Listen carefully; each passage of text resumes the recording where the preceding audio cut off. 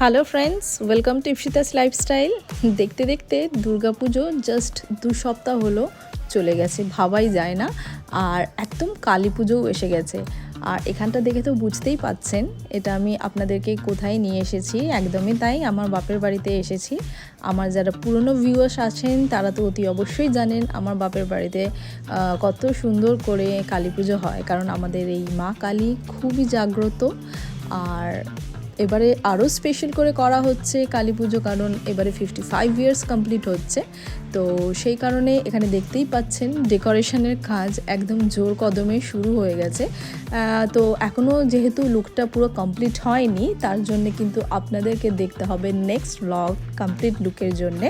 তাহলে আসুন দেখে নেওয়া যাক যে মা কালীর ঘরটা কীভাবে সাজানো হয়েছে।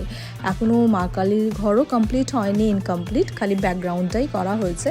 তো আপনারা আমার সাথে থাকুন, আমি নেক্সট ব্লগে আপনাদের সাথে শেয়ার করব কমপ্লিট লুকটা।